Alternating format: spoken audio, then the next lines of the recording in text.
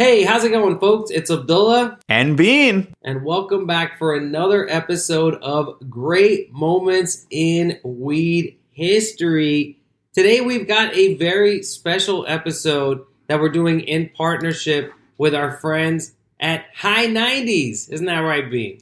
What gave it away? Maybe it's the piles of High 90s weed that we have sitting around us right now. As somebody who was very high throughout the entirety of the 90s, as I'm sure you were. I actually did not start getting high until the very late 90s.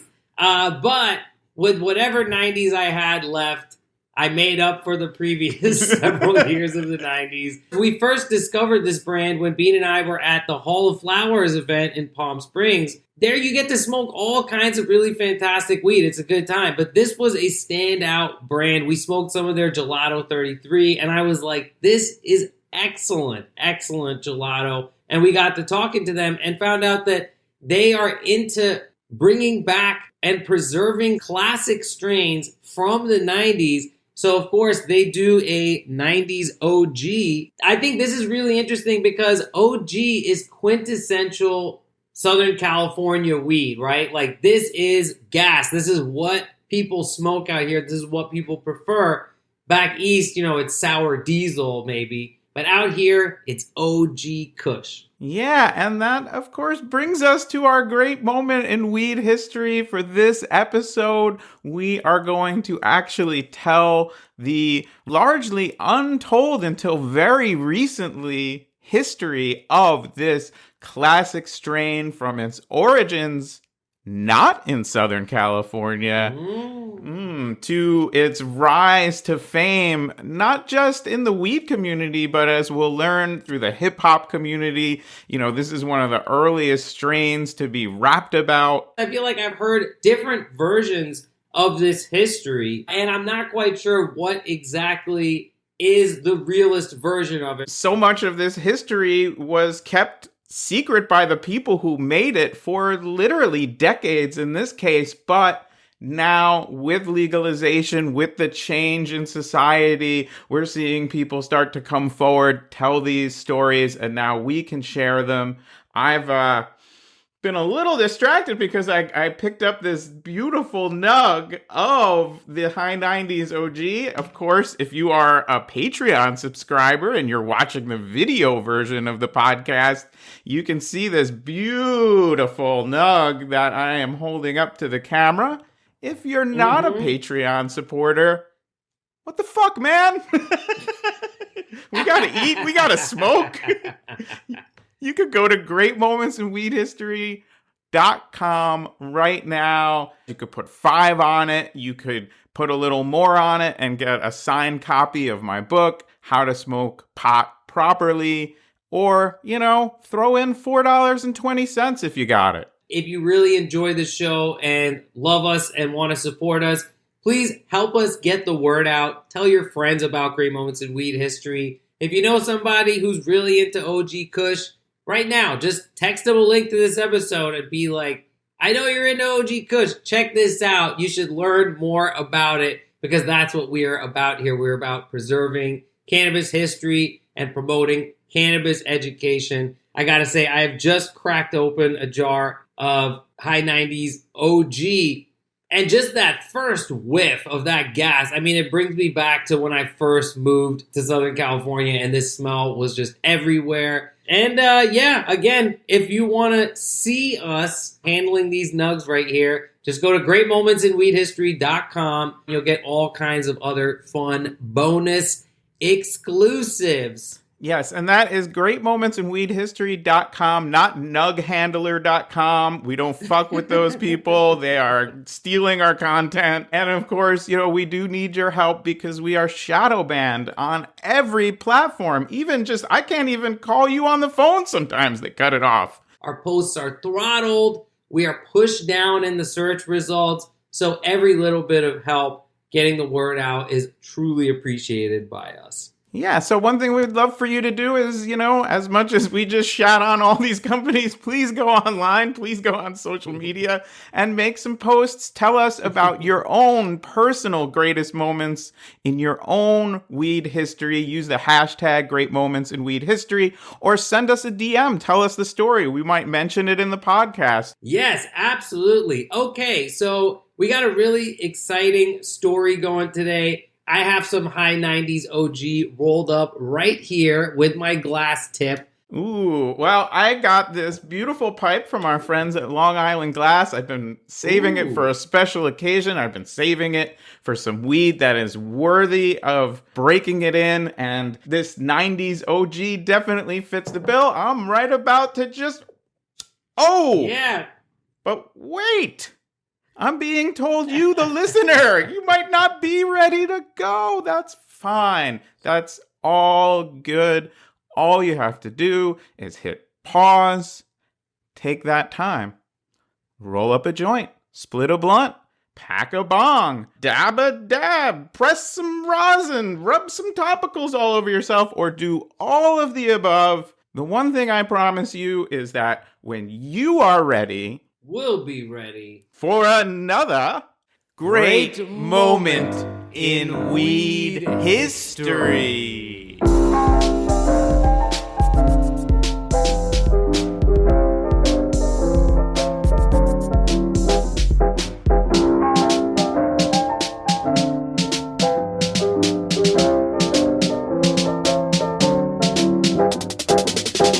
This episode of Great Moments in Weed History is proudly sponsored by High 90s. Their 90s OG is a cross of San Fernando Valley Hindu Kush times ChemDog that's got all the incredible flavor, potency, and that soaring high that made OGKUSH one of the all-time game-changing cannabis strains. High 90s has preserved that original OG cut through tissue culture to bring you their very own 90s OG. While every brand has been focusing on exotics, High 90s has also brought back this legendary OG cut to capture that incredible vibe and bring it to your favorite California dispensaries. High 90s is also launching 2 new OG strains this month, a Whitefire OG that's a collaboration with OG Rascal, and Mamba OG.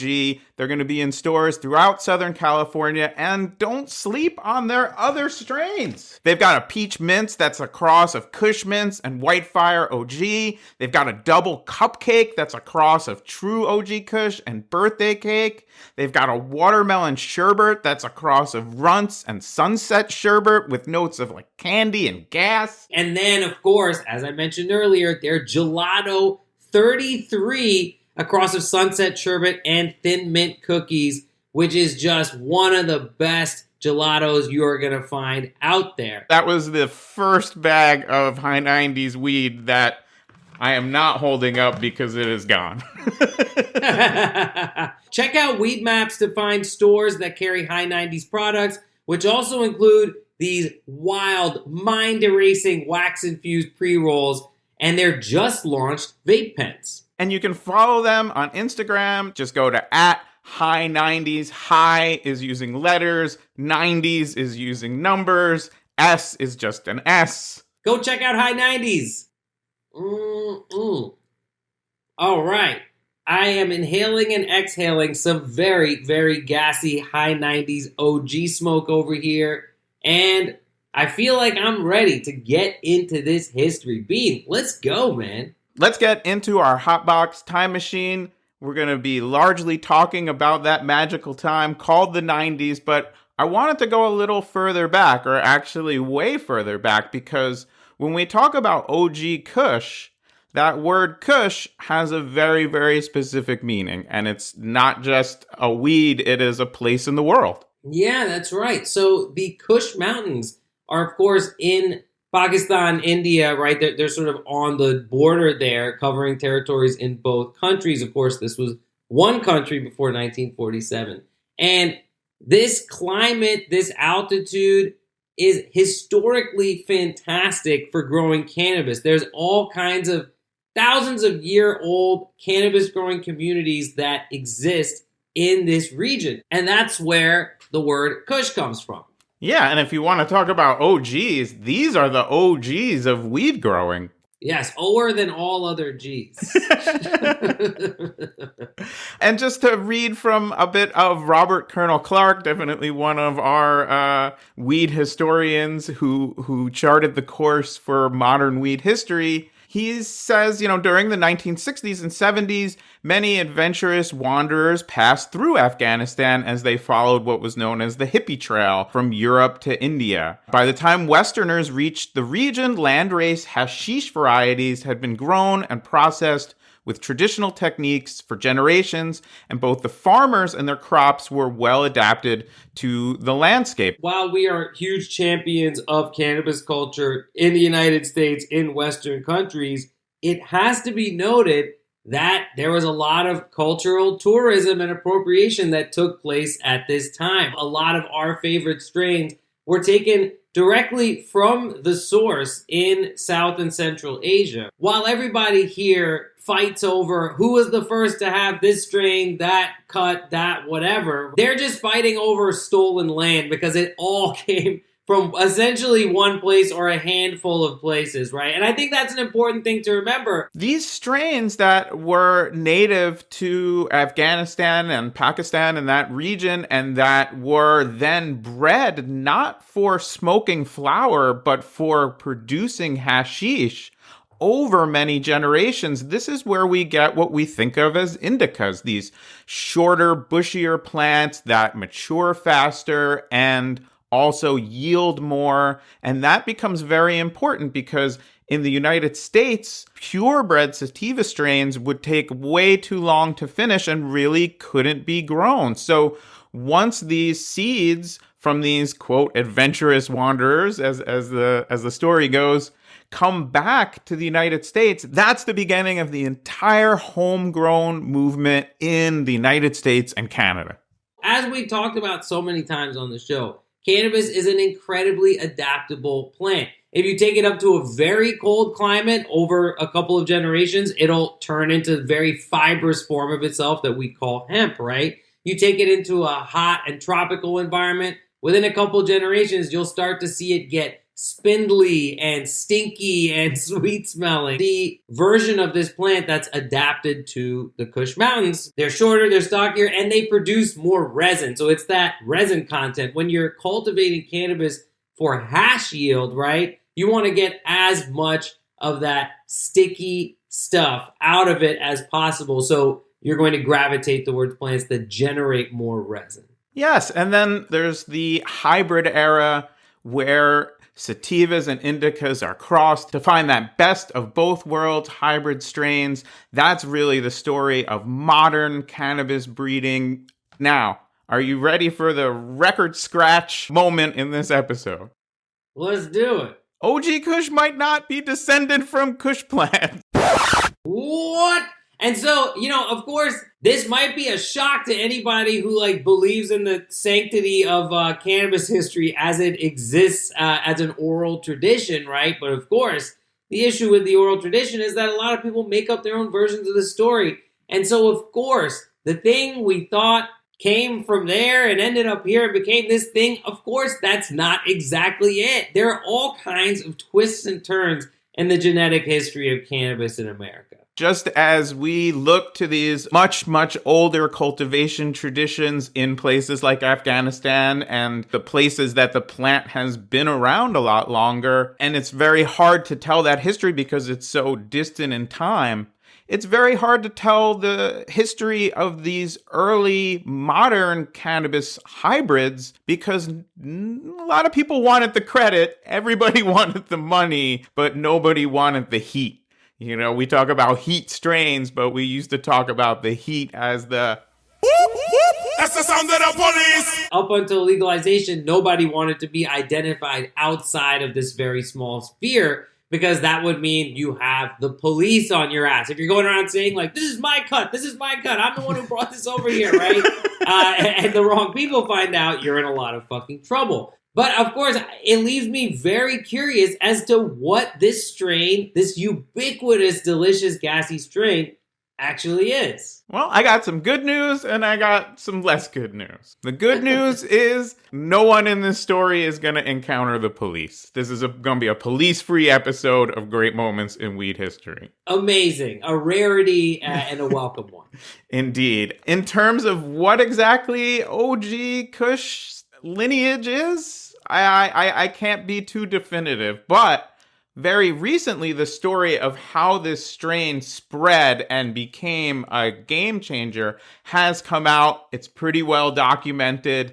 It's got some first and last names behind it. So I'm pretty confident in this story, which begins in the 1990s. Where do you think? Not California. What state? I've heard stories that OGKUSH came from Florida, and it was what they call crippy down there in Florida, right? I'm going to guess Florida? Ding, ding, ding, ding, ding. Hey! That is correct. This is also really the story of the beginning of indoor weed as a dominant force in cannabis cultivation, and something that not only affects the way that weed is grown, the where and the how, but also the what. You know, you can get a lot more potency when growing indoors, and this is the beginning of people breeding strains specifically to be grown indoors. If you think about what an outdoor plant looks like, can be up to 10 feet tall up in Humboldt County. Mm-hmm. What it looks like indoors, those are very, very different plants. This is another big change in cannabis cultivation, and of course, it is spurred by prohibition. The best place to grow cannabis as the war on weed heats up is someplace nobody can see it. Yeah, and so it's in these controlled environments, right, that we start to see some really crazy high quality weed. I went to high school in New Jersey, as did Bean, and you had access to garbage weed just as much as you wanted. You could go to certain neighborhoods and buy Nick bags, until the sun comes up. But if you wanted really good weed, right, the phrase would be like kind bud or very often hydro, right? And so hydro refers to a hydroponic grow that's always going to be indoor, right? Now, they're not necessarily referring to cannabis grown using specifically hydroponic methods. Very often when they would say hydro, they just meant indoor weed, right? Because the quality was so distinctly, markedly better than weed that was grown outdoor, or at the time, cannabis that was grown outdoor in another state and then shipped over, right? So meaning like you're not going to get that same flavor, that same quality, that same potency, but from the indoor grows that are, geographically a little bit closer to you, you're going to have access to incredibly high quality cannabis.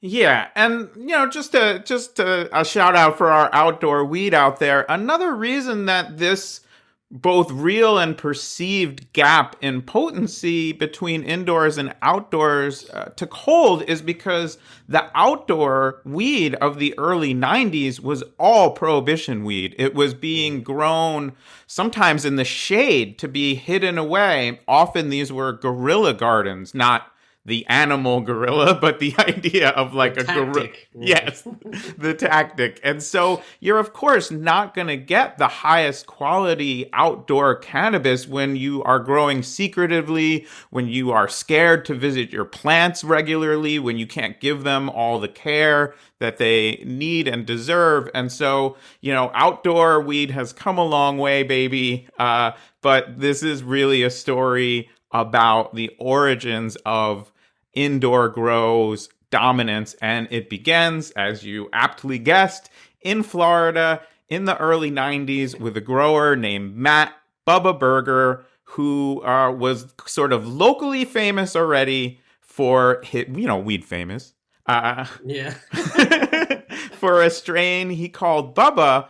But then he essentially got a hold of some bag seed. Originally, this was a strain called Kryptonite from the Pacific Northwest and Seattle that was getting shipped to Florida. In like bricks. And that gave it the local nickname. Kryptonite became Crippy when Matt started growing it and proliferating it. And I can say personally that phrase reached, New Jersey in the 90s for sure. It was something you heard about. Crippy somehow, and we talk about this a lot on the show, wordplay is second nature to cannabis people everywhere and at all times. So, of course, Crippy starts to be known as Kush berries, and then that gets shortened to Kush by people who say they had no real conscious understanding that there was this Kush region or this tradition of Kush weed already. Wow, that's crazy. So, according to our sources, this is a total coincidence, in the lexicon there. I think that's so fascinating because, referring to cannabis in general as Kush, right, is a very common thing. Whether or not that happened consciously or completely unconsciously, whether or not it's like a total coincidence, I just think it's fascinating that it doesn't matter. The verbal language doesn't really factor in, right? It's more about the vibe. This cannabis, its flavor, its specific combination of cannabinoids and its effect on the, local people is what created its mythology. Yeah, and it's certainly likely that that lineage is in there somewhere. It would be more surprising if it isn't. But at this point, just known as Kush, not yet OGKUSH, making a name for itself all over Florida, moving up the East Coast. But, sometimes if you want to make it big, you got to make that big move. So Matt makes the move to Southern California, to Los Angeles, where stars are born. He meets a grower named Josh D. Ah, yes, Josh D. Okay, so this is, again, I feel like we're in like the Lord of the Rings backstory of like a major character. You know what I'm saying? Welcome to Rivendell, Frodo Baggins.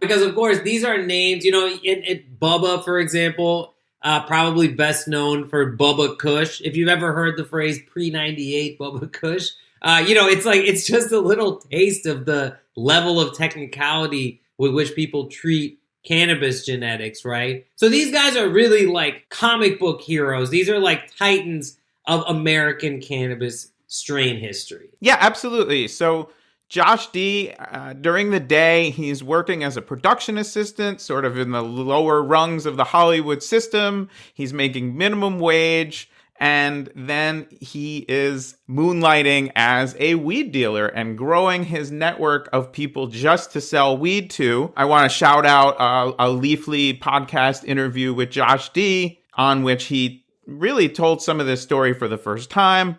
And he said, at this time, I had always wanted to grow my own.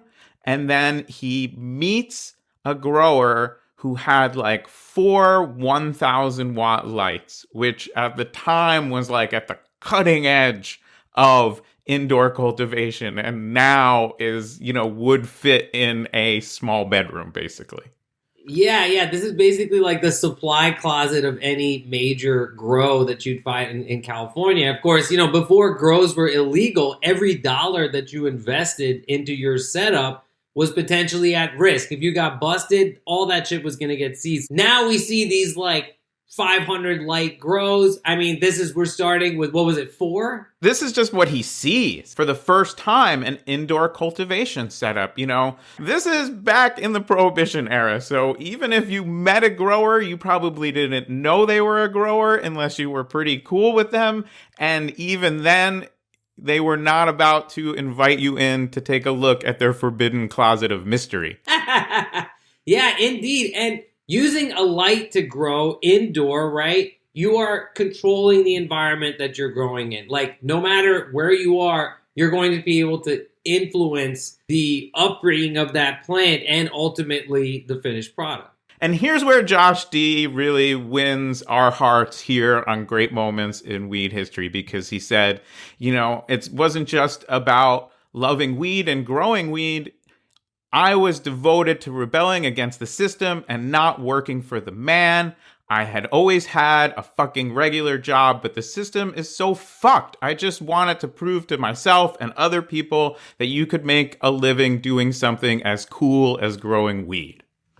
Yeah. Oh my God. That is such a beautiful sentiment. This is definitely an attitude that predates Prop 64 here in California, that predates legalization, right? When growing weed was sticking it to the man, when prospering, truly the best revenge against the man was living well off of cannabis, right? Cultivating it, spreading the love, making the loot you need to make off of your weed. And, honestly, just being part of a community, not worrying so much about the money because you are smoking constantly. Your mind is constantly sort of expanded, right? You're like living in this place of bliss because you're serving the plant and the plant is serving you. Yeah, so now our Lord of the Rings team is about to come together because Matt moves to Los Angeles, where stars are born. He meets Josh D. They're sort of in the early stages of figuring out indoor cultivation. They said there was one operating hydro store in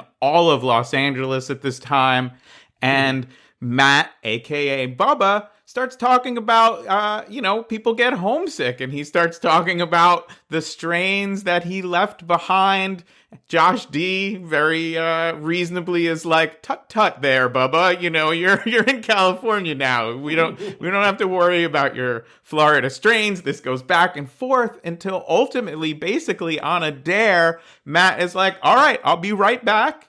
Hops on a plane, flies back to Florida, gets some cuts of Kush and his Bubba, puts them in a Ziploc bag, sprays them with some water, right back on the plane, gets them to Los Angeles. A couple of them survive that harrowing journey for a little weed cutting, and now they've got the Kush in Los Angeles. This is truly historic. This is our great moment, if not one of several great moments in this episode, because this is when that crossover happens, right? Not necessarily from the place that we thought it came from Pakistan on the other side of the world, but from Florida to California, creating the birth of a cannabis legacy. I mean, this strain that just came over in his carry-on luggage in a little Ziploc bag is about to become synonymous with cannabis itself, the most popular strain in the weed smokingest place in America.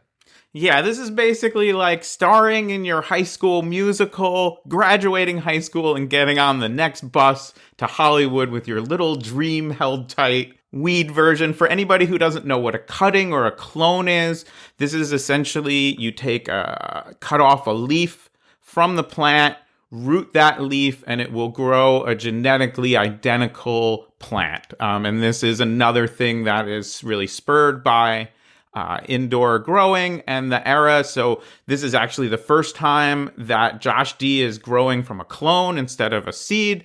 They figure all that out. He puts one Kush plant in with his little 1,000 watt light indoor grow, and there's only one problem. He said Kush was the ugly duckling of the group. It was lanky and tall with huge gaps between the buds. He was like, fuck this shit. These OG buds are kind of short and stocky. And, there's gaps between the buds. They often look like little triangles, right? You're not going to very often get a big old fat, show bud out of it. You're going to get really aromatic and really tasty, but a bunch of small buds essentially. So it doesn't have jar appeal or shelf appeal.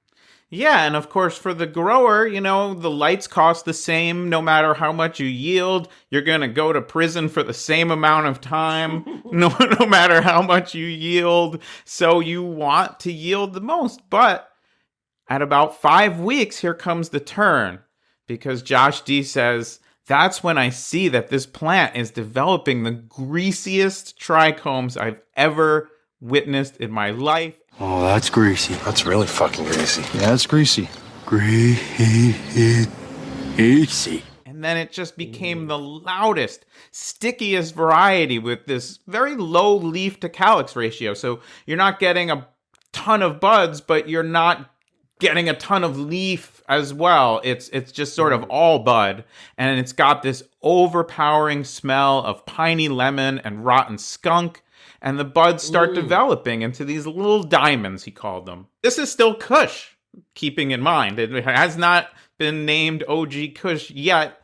This is the first ever literal single Kush plant to grow in California, and it only yielded 18 grams compared to like 60 grams for the other strains that Josh D was growing in the same garden. Oh my God. Okay, so for your reference, that's about 2/3 of an ounce. That is not very much weed. That's not going to make you a ton of money. Not the most attractive cash plant, of course, but quality speaks over quantity in this case, I suppose.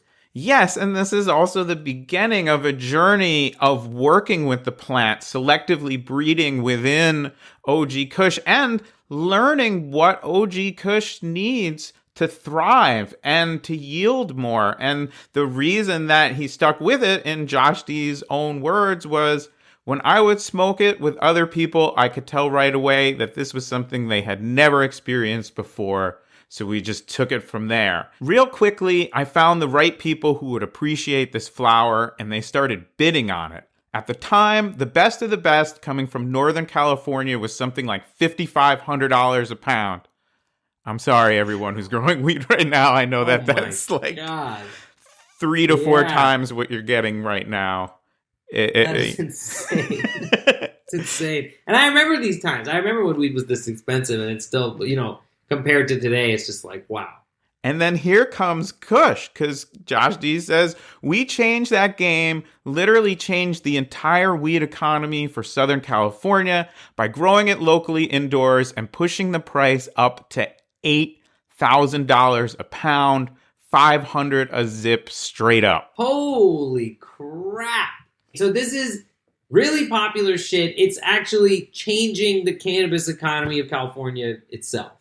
Yeah, but it does just start with this one little grow room with one little clique of growers. And of course, Josh already had a clientele because he had been a dealer, and he's now vertically integrating, as we would say in the modern weed economy. The other thing he does is he sells it all in jars. It's trimmed perfectly. These are pre-dispensary days. There's, 1996 really is the year Prop 215 passed. The beginning of medical cannabis retail is really a year or two away, and that's just a couple of locations. So he is in essence providing this incredibly high quality product in a completely still illicit underground market. Wow. Okay, so this is show bud. This is a time when the look, the packaging, the manicuring of a bud was not nearly as important as just something that sells itself in a lot of ways, right? Like, people weren't really as concerned because this was still an illegal drug that you're trying to get your hands on. You didn't care how cleaned up it was, right?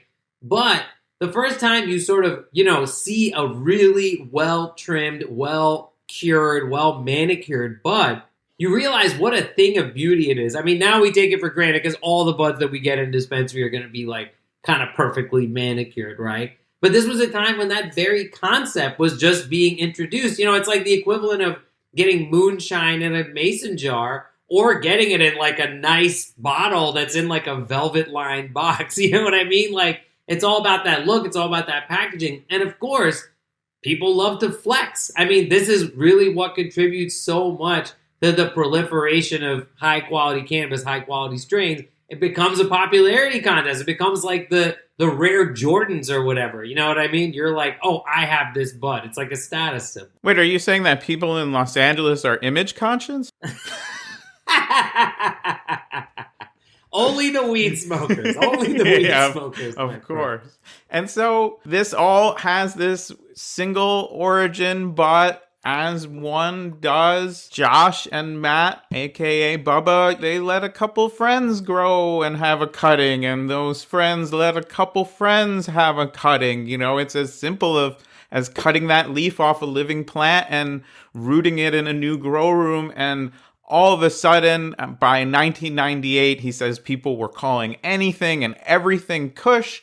It became a general term like dank or kind. Yeah. So, and this is a very California thing too. Like, for example, in New York, sour diesel was treated the same way. If somebody really wanted to sell something, it would be like, got that sour, got that sour, got that sour diesel, right? And of course, the history of sour diesel is a mythology unto itself that I'm sure we'll cover one day on this show. But, when a strain really reaches ubiquity in that way, it starts to get knocked off. Imitation is the highest form of flattery, of course. And, it just becomes a buzzword. The same way that kryptonite became crippy, became the word for any very high quality cannabis that you could get in Florida, right? So this is transcending. This is when you reach a new level. It's no longer about ownership or who started. That's lost to the ages. Now it's all just going to be mythology because this thing has gone to such a level of ubiquity. Well, there is that section in the Weed Bible where it says, "And kryptonite begat crippies, crippies begat Kush," and then I think Solomon is next. I'm not a biblical scholar, just Weed Bible. And so, yeah, Josh D says, suddenly we're seeing this product everywhere and saying that's not the Kush. So how do we differentiate? Our team, our circle came up with the term OGKUSH to say that this is the original strain that created the entire phenomenon. Right. And so this is interesting because a lot of people would say OG is original, right? Or it denotes the original. But then I've heard a lot of people also say OG stands for ocean grown. Do you know what the distinction there is? Yeah, or even original gangster, and especially we're going to talk more about how hip hop music plays a huge role in this story. I would say until Josh D felt comfortable enough to come forward and tell this story himself, it left a vacuum of mythology, which is, fun and interesting in and of itself. But without contradictory evidence, I'm pretty confident to take his account of this at his word. For instance, saying that OG stands for ocean grown, I very strongly suspect is a story created by somebody who lived close to the ocean. Yes, of course. In a land where it's illegal to take credit for something, right? Of course, these things are going to take all kinds of twists and turns and pop up. So just like Kush does not actually come from the Kush Mountains, OG, as many people believe it does not necessarily stand for ocean grown, unless you're that guy who's been growing it near the ocean. Yes. And then this just spreads and spreads. It starts to get into commercial-sized grows as we get into the dispensary era. There's dozens and dozens of actual OG crosses or OG phenos, and then there's just fake OGs that have nothing to do with the original. And then it really starts to spread on a website called overgrow.com where people were trading seeds and clones. We definitely want to do an episode on that sometime in the future. And Josh D, becomes disconnected from his creation. He can't take credit at this time. And as he put it, the internet was something that myself and my crew did not go on. It was forbidden. Yeah, of course, because, if there's this new, multimedia information sharing platform, right? That's like the last place you want to put evidence of your illegal business. Now, of course, we live in a world where there's an entire chunk of the internet that's specifically dedicated to the buying and selling and transferring of illegal goods. It's called the dark web, right? But at this time, it was unclear.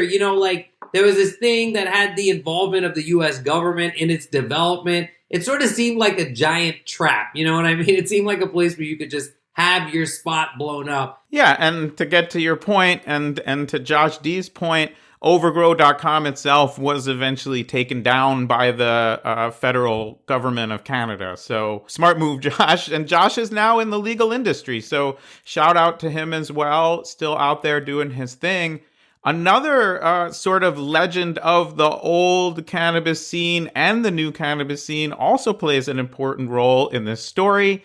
This is our friend of the podcast, Brett Feldman. Yeah, Brett, Wonder Brett. Yeah, Wonder Brett. Yeah, the homie. Excellent cannabis cultivator. One of the best. So he said he first got a cut of OGKUSH in 1997, so very early in the game. And, quote, "That was when cannabis cultivation started to get serious for me. When Kush was given to me, I had to figure out how to grow weed immediately and not kill these plants." So he gets a cutting and he's not even a grower and he's got to figure out what to do. "I had this huge responsibility to protect and share that Kush strain because it was so special. I wasn't much of a religious person, but it definitely felt like God was showing me the way. And I was like, I hear you. I see what you want me to do." And he becomes the first one to share a cut with Be Real of Cypress Hill. Gotcha. Yeah. Okay. So, this is a very popular cannabis figure, of course. Like the first time that I heard anything about cannabis was by listening to Black Sunday. And mind you, this was in Thailand. This was not in the United States. This was like on the other side of the world, right? And of course, in a funny twist of fate, many years later, after I quit from Bong Appetit, they hired Be Real to replace me, which still blows my mind. You know what I mean? In a lot of ways, because I was literally like 8 years old listening to his music, and then like decades later, he takes my old job. You know what I mean? Which is it's just a fucking head trip to me. I think that's really, really cool. But yeah, of course, this is about to launch it into ubiquity. And, to speak a little bit more about Wonder Brett, who is a friend of the podcast, who is a personal homie to both of us. And he's just a lover of the plant. I mean, look, somebody who says that, I felt like, like the light was guiding me, right? In some ways, the plant is speaking through him. He is an artist of that order. Like, the plant speaks through him. You try some of his concentrate, you try some of his flowers, and you are going to totally understand, right? This man speaks the language of terpenes and cannabinoids. Truly a fucking expert. And yeah, okay, so now we're reaching this new level of ubiquity, this new level of dissemination, because one of the most major cannabis figures in Southern California has been turned on to OGKUSH.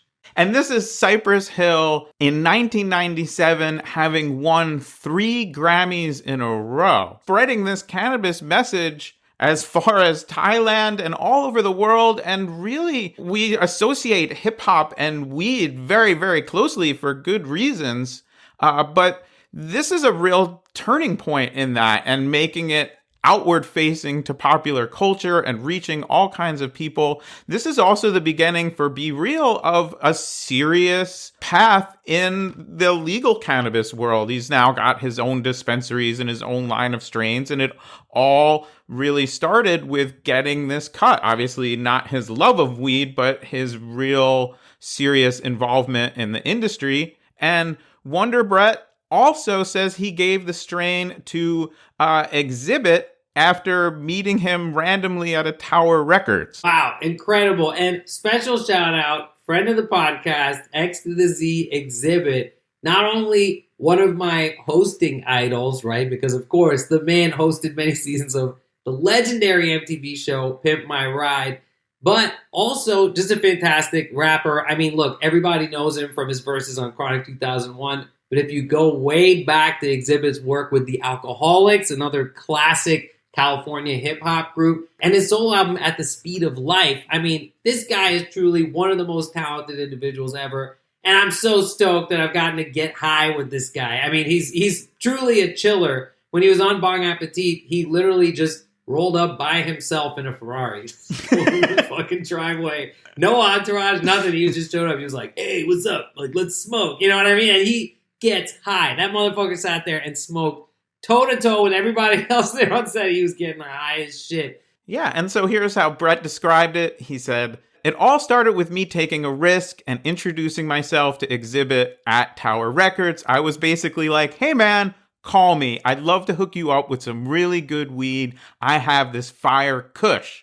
He ended up calling me and inviting me down to a video shoot. I brought them some Kush that I had just finished harvesting. They were all loving it. That was my introduction to that crowd, including Dr. Dre, Snoop, and being this legendary weed guy to them. Wow. Okay, so, these are some of the biggest names in cannabis. Obviously, the guys who did the Chronic, who did Chronic 2001, Snoop Dogg, who is literally like weed smoking embodied into human form, recently spotted, taking hits off a blunt at the Super Bowl. Pretty fucking legendary shit. Now, okay, we're entering a more familiar space now, right? Because we're talking about how this strain found its way to the people who showered it with such referentialism that it became ubiquitous outside of California. Now, this is global reach, even in a place where you don't have access to actual OG Kush, right? You know the phrase, you know the word, and suddenly people in other parts of the world are going to start calling any good weed like OG or this is that Kush or whatever, and we're going to see that effect play out once again. Yeah, and here we are decades later in a world where it seems like there's a new hype strain every 3 months, and yet OG Kush remains a hype strain. Yeah, absolutely. This is a really persistent strain. It is literally its own category of strain in California, especially in Southern California. There's all different types of OGs now, but really, when you're inspecting an OG nug, right, you're looking for that gassy smell, right? And now the phrase gas has just come to mean, in less enlightened circles, anything good. But OG Kush is that stuff that you can just smoke all day. I think that's the thing. When I first came to California, and I was very blessed, people were gifting me lots and lots of OG Kush. We would just smoke it all day. That's the whole thing. You can smoke this shit all fucking day. It goes with everything. That's why people love it so much. It just fits the vibe. And according to Wonder Brett himself, this was the house strain for the recording sessions that became the album The Chronic. And I can quite guarantee you, I'll put my reputation and yours if you don't mind, they were smoking all day. Yes, they were smoking all day. They sort of made that phrase popular, as everybody knows. And I mean, think about this, cannabis is a creative fuel, right? And it's had such a massive influence on music that is loved worldwide, right? And I think that's really crazy. That's maybe like the biggest part of its influence because music is everywhere, right? Like everybody listens to music everywhere. Everybody knows Dr. Dre. Everybody knows Snoop Dogg's music, their classic albums, right? So in a lot of ways, wherever you can access that, you can access the vibe. You can access the culture in a lot of ways, right? And that gravitates people more towards this state of mind, this way of thinking, and hopefully towards some high quality cannabis in their everyday lives. Yeah, and while, we love to talk about weed history, as I feel longtime listeners have probably surmised for themselves, I think we can wrap this one up by smoking some weed history. Oh, yeah. I am absolutely ready. So I've got my Bob Snodgrass sidecar here. It is packed to the gills with some high 90s OG that's been hand torn, by the way, like old school. Let's spark this up. Bean, thank you so much for this incredible history on this really ubiquitous strain, one that I love so much that really influences my own creativity and, has kind of changed the way that I smoke cannabis. It was really, really fantastic to learn that. My pleasure to share this with you and with everybody, and my pleasure to enjoy this high 90s OG and all the strains that they sent us. And of course, we thank them for helping us bring you another great moment in weed history. Yes, thank you, high 90s. And thank you at home for hanging out with us. We'll see you next time on Great Moments in Weed History. Great Moments in Weed History. Great Moments in Weed History. Great Moments in Weed History. Great Moments in Weed History. Great Moments in Weed